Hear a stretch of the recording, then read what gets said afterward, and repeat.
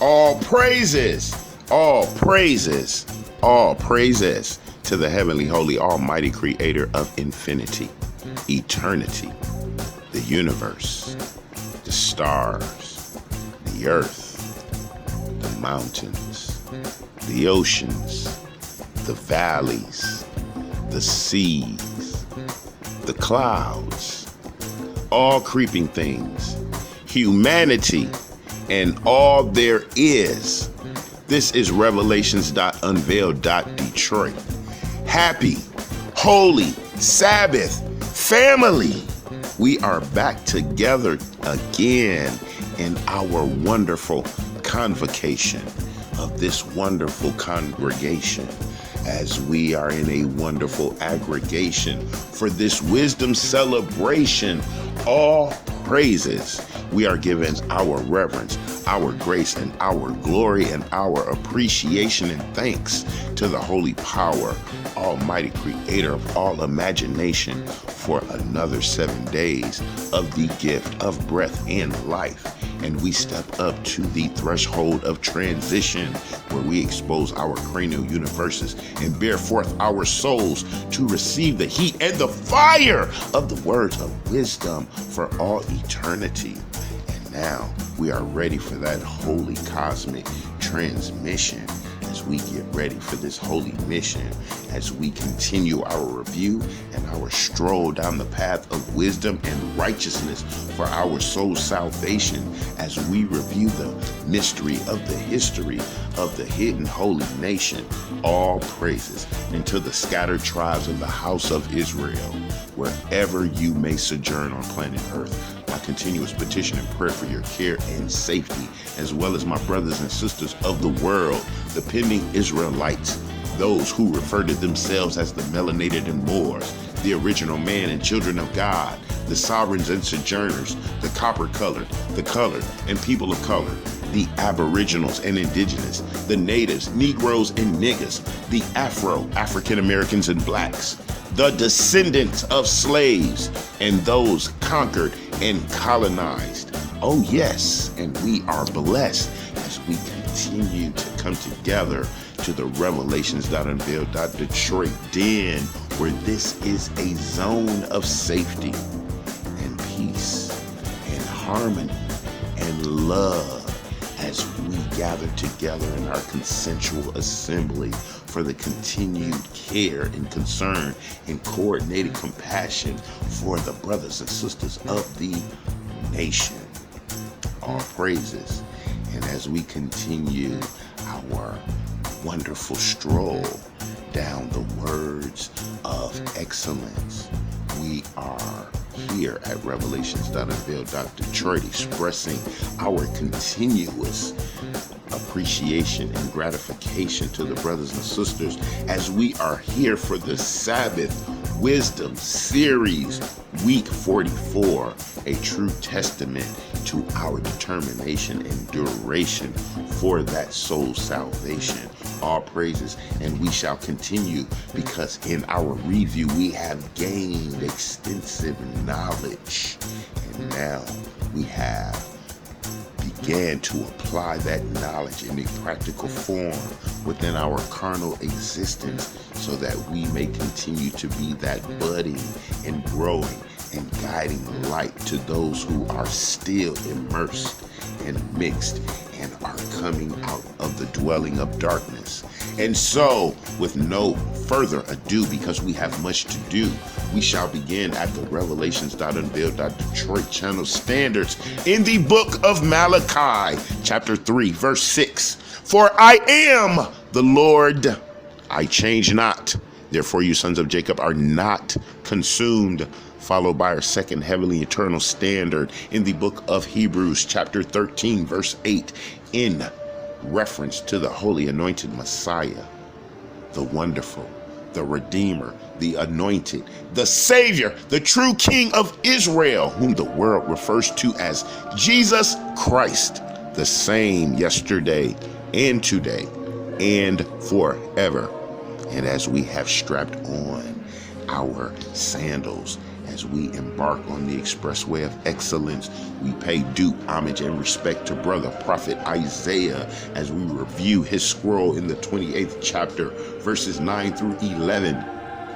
Whom shall he teach knowledge, and whom shall he make to understand doctrine? Them that are weaned from the milk and drawn from the breasts. For precept must be upon precept, precept upon precept, line upon line, line upon line, here a little and there a little. For with stammering lips and another tongue will he speak to this people. Oh yes, family. And yes, I am a victim of the stammering lips and the bumbling and fumbling tongue, but I will still continue to speak to this people, the holy nation of the mystery with the wonderful, eternal, and holy history. All praises. And last week we were immersed in the wonderful escapades and the majestic miracles of brother prophet Elisha.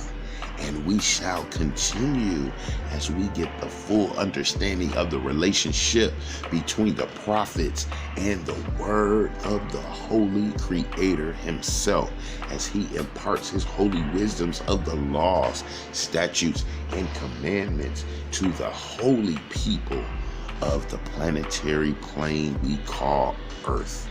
And we shall begin in the book of 2 Kings, chapter 5, verse 1. Now, Naaman, captain of the host of the king of Syria, was a great man with his master and honorable, because by him the Lord had given deliverance unto Syria.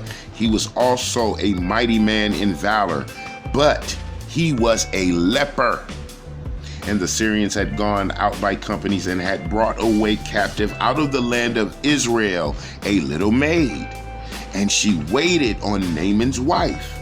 And she said unto her mistress, Would God my Lord were the prophet that is in Samaria, for he would recover him for his leprosy. And one went in and told his Lord, saying, Thus and thus, and the maid that is in the land of Israel. And the king of Syria said, Go to, go, and I will send a letter unto the king of Israel. And he departed, and took with him 10 talents of silver, and 6,000 pieces of gold, and 10 changes of raiment, or a different set of clothes, family. And he brought the letter to the king of Israel, saying, Now, when this letter is come unto you, behold, I have therewith sent Naaman, my servant, to you, and you may recover him of his leprosy. And it came to pass, when the king of Israel had read the letter, that he rent his clothes and said, Am I God to kill and make alive, that this man does send unto me to recover a man of his leprosy? Wherefore I consider, I pray you, and see how he seeks a quarrel against me. All right, family, so the king of Israel gets this letter from the king of Syria. Naaman show up. The letter say, Hey, king, cure my man of his leprosy. So now the king of Israel is like, whoa, this is a setup. I'm not God. I cannot kill and make alive. I can't do nothing with this man and his leprosy. So what the king of Israel gonna do? Okay, verse 9. So Naaman came with his horses and with his chariot and stood at the door of the house of Elisha. I got to back it up, family. We're going back to verse 8. And it was so, when Elisha, the man of God, had heard that the king of Israel had rent his clothes, that he sent to the king, saying, Wherefore have you rent your clothes? Let him come now to me, and he shall know that there is a prophet in Israel. So Naaman came with his horses and with his chariot, and stood at the door of Elisha. And Elisha sent a messenger unto him. And Elisha sent a messenger unto him, saying, Go and wash in Jordan 7 times, and your flesh shall come again to you, and you shall be clean. Okay, So Naaman showed up to Prophet Elisha's door. Prophet Elisha sent out his servant, told him to go down to the Jordan River and dip down 7 times, and he shall be cleansed of his leprosy. So family, leprosy is where the skin turned from its brown natural color into a white pigment. And so lepers lost their color and became white. We shall continue. But Naaman was wroth and went away and said, Behold, I thought he would surely come out to me and stand and call on the name of the Lord his God and strike his hand over the place and recover the leper. Are not Abana and Parpar, rivers of Damascus, better than all the waters of Israel? May not I wash in them and be clean? So he turned and went away in rage. Verse 13, and his servants came near and spoke unto him and said, My father, if the prophet had bid you to do some great thing, wouldn't you not have done it? How much rather then when he says to thee, Wash and be clean? Then went he down, Naaman did, and dipped himself 7 times in Jordan, according to the saying of the man of God. And his flesh came again like unto the flesh of a little child, and he was clean. So he's turned back brown, family. And he returned to the man of God, he and all his company, and came and stood before him and said, Behold, now I know there is no God in all the earth but in Israel. Now therefore I pray thee, take a blessing of your servant. But he said, Elisha said, As the Lord lives before whom I stand, I will receive none. And he urged him to take it, but he refused. So Elisha refused any gift from Naaman. And Naaman said, Shall there not then, I pray you, be given to your servant 2 mules to burden the earth? For your servant will henceforth offer neither burnt offering nor sacrifice unto other gods, but unto the Lord. In this thing the Lord pardon thy servant, that when my master goes into the house of Rimmon to worship there, and he leaneth on my hand, and I bow myself in the house of Rimmon. When I bow down myself in the house of Rimmon, the Lord pardon thy servant in this thing. So Naaman is now realizing that the God of Israel is the true God. And when he returns home and goes to worship with the God of his king, he will know it is idolatry. And he said unto him, Go in peace. Elisha did. So Naaman departed from him a little way. But Gehazi, the servant of Elisha, the man of God, said, Behold, my master has spared Naaman this Syrian, in not receiving at his hands that which he brought. But as the Lord lives, I will run after him and take somewhat of him. So Gehazi followed after Naaman. And when Naaman saw him running after him, he lighted down from the chariot to meet him and said, Is all well? And Gehazi said, All is well. My master has sent me, saying, Behold, even now there be come to me from Mount Ephraim 2 young men of the sons of the prophets. Give them, I pray you, a talent of silver and 2 changes of garments. And Naaman said, Be content, take 2 talents. And he urged him, and bound 2 talents of silver in 2 bags, with 2 changes of garments, and laid them upon his 2 servants, and they bare them before him. And when he came to the tower, he took them from their hand, and bestowed them in the house, and he let the men go, and the men departed. Verse 25, but he went in and stood before his master. And Elisha said unto him, Where you come from, Gehazi? And he said, Your servant went nowhere. And he said unto him, went not mine heart with you when the man turned again from his chariot to meet you? Is it a time to receive money and to receive garments and olive yards and vineyards and sheep and oxen and men servants and men servants? The leprosy, therefore, of Naaman shall cleave unto you and unto your seed forever.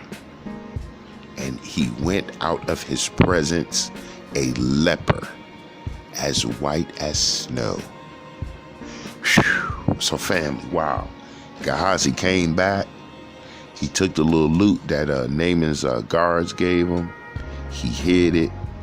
And all the time the prophet of God had seen in his heart what he was doing. And when he questioned Gehazi, Gehazi lied. And then Elisha pronounced forth a judgment, a curse upon his servant Gehazi of leprosy and unto all of his seed. That means every child that Gehazi would have forever would be a leper, as white as snow. Wow. All right, family. So now we see where some so-called white people come from right here in the book of 2 Kings chapter 5. The curse of Gehazi, the curse of leprosy upon him and his seed forever, and they will go forth as white as snow. All praises. What a fascinating and fantastic tale of the mystery history of the holy hidden nation. All praises. And we shall continue, of course, as we have donned our armor of salvation, where we now sturdy our hips and square our shoulders and dip our heads as we head down this hallway of hell through the avarice, alienation, and affliction, as we dodge these daggers and darts to our arrogance and our pride and our dignity, these javelins and jabs, these punches and these prods and these pierces and these pangs from the pineal to the pituitary, as we continue to ponder these precepts of perfection on our continuing examination on the expressway of eternity into excellence in the book of Ecclesiasticus, chapter 36, verse 1. Have mercy upon us, O Lord God of all, and behold us, and send your fear upon all the nations that seek not after you. Lift up your hand against the strange nations, and let them see your power. And you were sanctified in us before them. So be you magnified among them before us. And let them know you as we have known you, that there is no God but only you, O God. Show new signs and make other strange wonders. Glorify your hand and your right arm, that they may set forth your wondrous works. Raise up indignation and pour out wrath. Take away the adversary and destroy the enemy. Sake the time short. Remember the covenant and let them declare your wonderful works. Let him that escapes be consumed by the rage of the fire, and let them perish that oppress the people.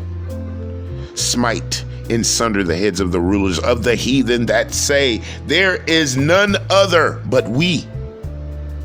Gather all the tribes of Jacob together and inherit you them as from the beginning. O Lord, have mercy upon the people that is called by your name, and upon Israel whom you have named your firstborn. O be merciful unto Jerusalem, your holy city, the place of your rest. Fill Zion with your unspeakable oracles and your people with your glory. Give testimony unto those that you have possessed from the beginning, and raise up prophets that have been in your name. Reward them that wait for you, and let your prophets be found faithful. O Lord, hear the prayer of your servants, according to the blessing of Aaron over your people, that all they which dwell upon the earth may know that you are the Lord, the eternal power. Your belly devours all meat, yet is one meat better than other. Verse 18, the belly devours all meats, yet is one meat better than another.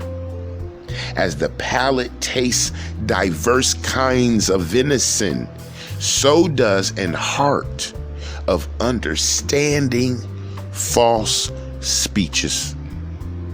A hateful heart causes heaviness, but a man of experience will recompense him.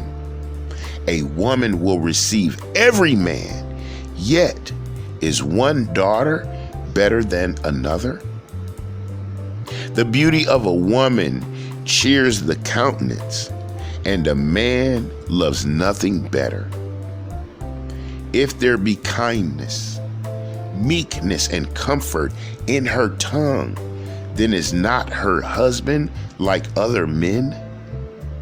He that gets a wife begins a possession, a help like unto himself, and a pillar of rest.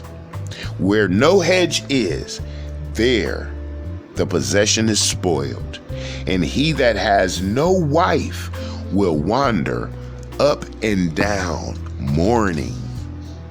Verse 26, who will trust a thief well appointed that skips from city to city? So who will believe a man that has no house and lodges wheresoever the night takes him? That is the wonderful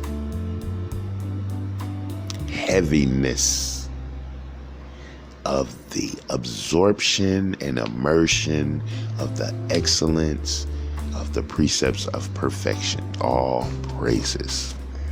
And so, family, we just dwell in the madness of our carnal existence. We forget sometimes to plug into our spiritual being.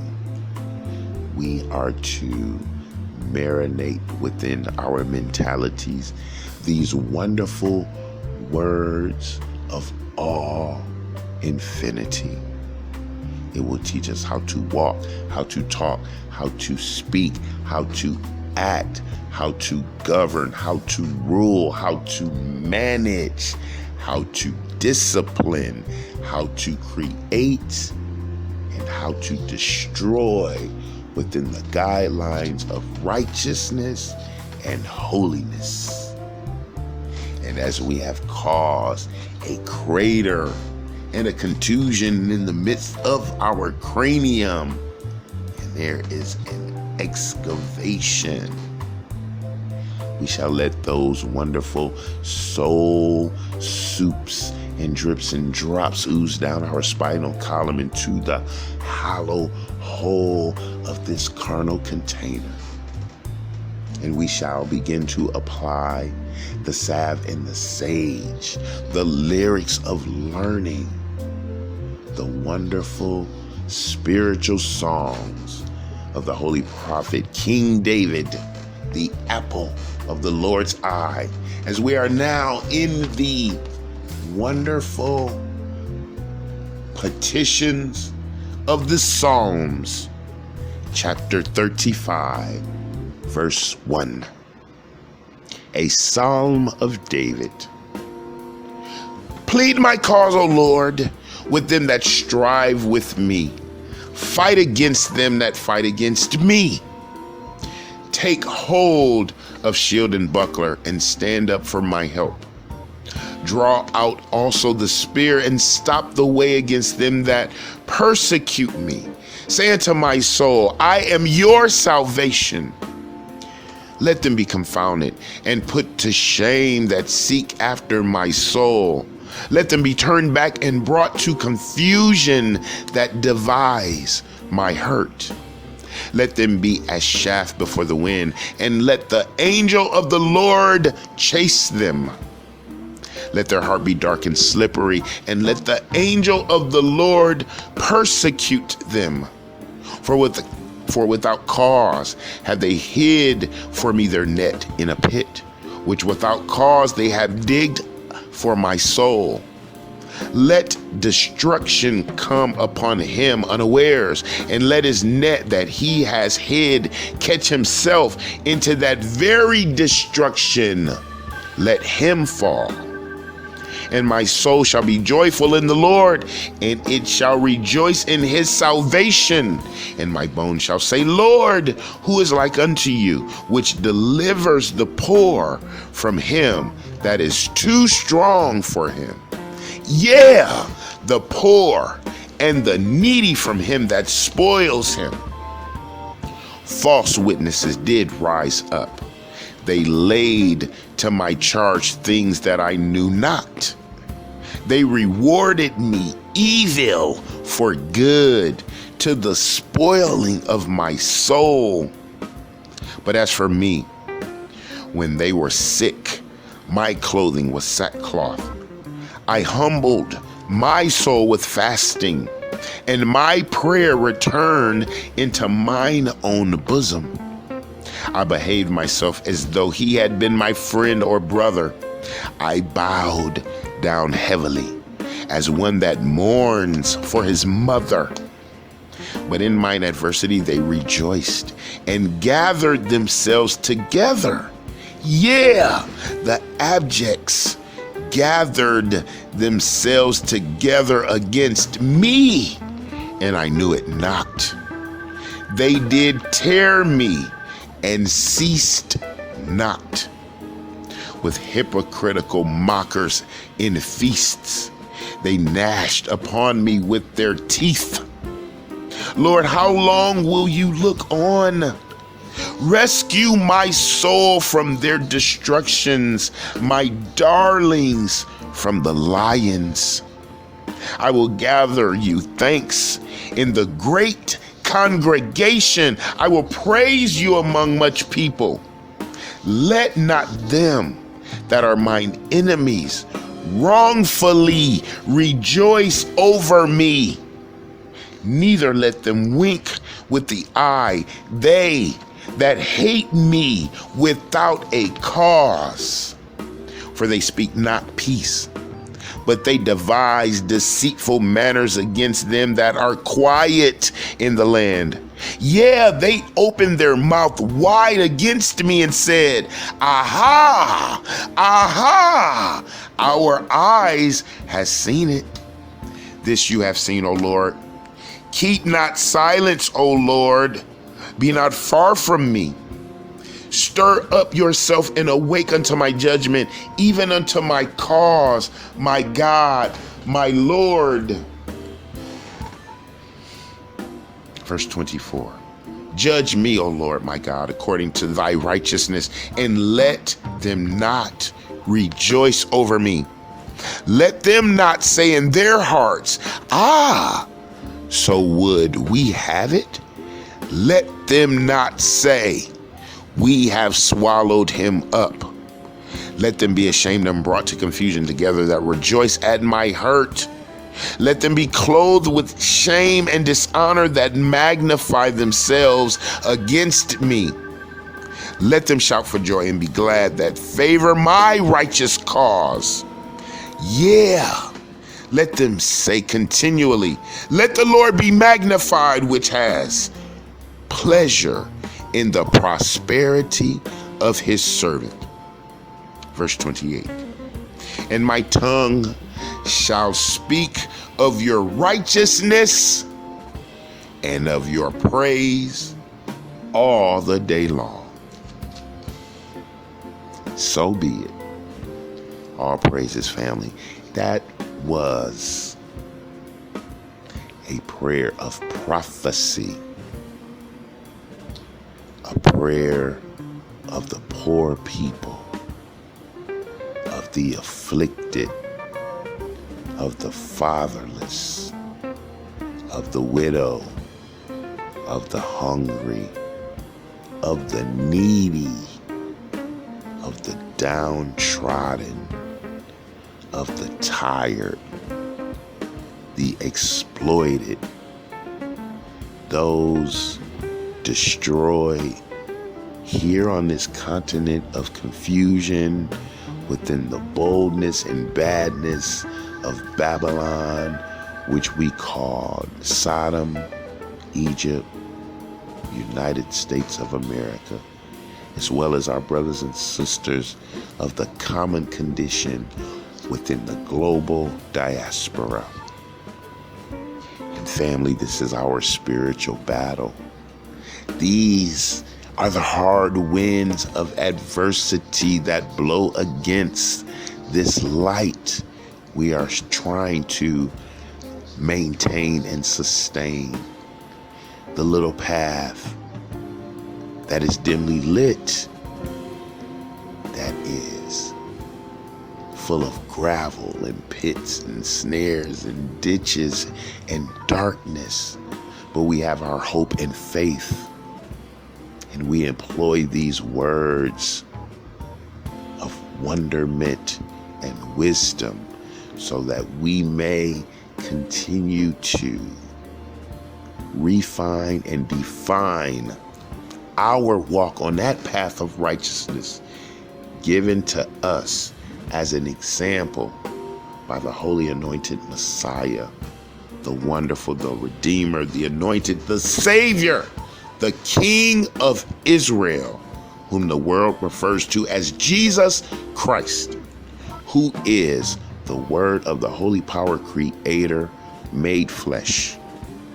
The same Word written on stone by the Holy Power Creator's own finger and given to brother prophet Moses to present to the congregation, the true church, the 12 tribes of Israel, as a holy covenant to observe and to do, so that we may be deemed worthy for entrance into the 12 gates of the kingdom of heaven on earth. Let it be done. So be it. Happy, holy Sabbath, family. This was a wonderful subscription and addition and episode and escalation and elevation and extension of the excellence of our eternity, of our eternal determination for soul salvation. And we shall continue within the wonderful petitions of prayer and of battle and bravery and of the wisdoms of Solomon and of the sages and prophets of the holy power of all imagination. We are at peace. We are at rest. We are at reverence. We are at honor. It is a time of education and edification of self and the hidden holy ones of the nation. And until we are together again, I love you. I love you. I love you. This is Revelations.Unveiled. Detroit.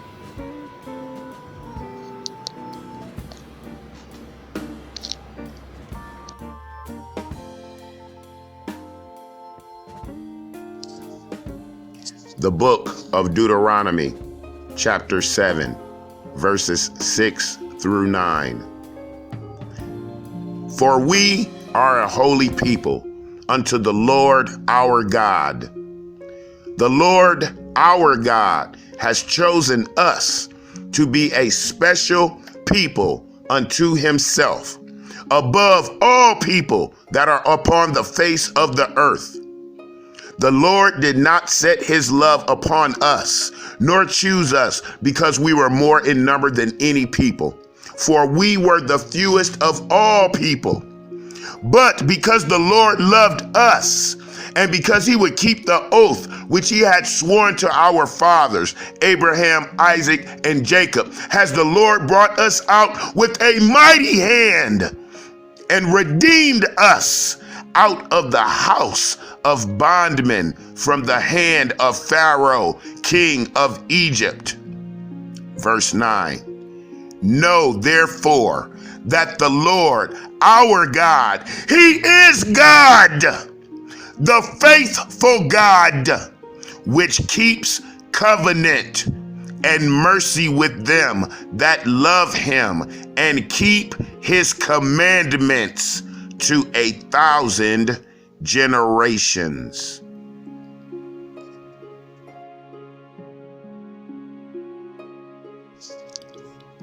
The book of Joel, chapter 2, verse 27.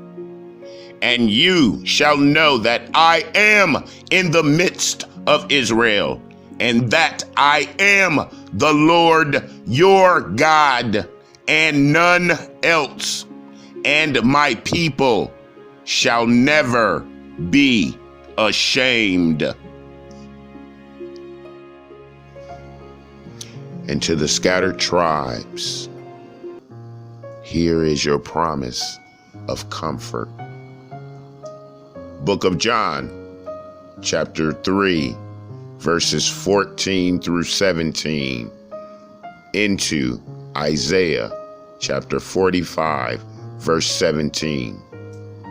And as Moses lifted up the serpent in the wilderness, even so must the Son of Man be lifted up, that whosoever believeth in him should not perish, but have eternal life.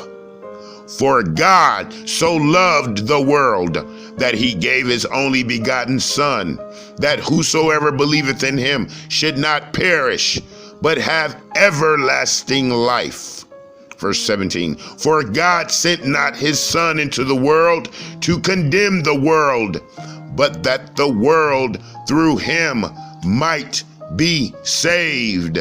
Isaiah 45:17. But Israel shall be saved in the Lord with an everlasting salvation. You shall not be ashamed nor confounded. World without end.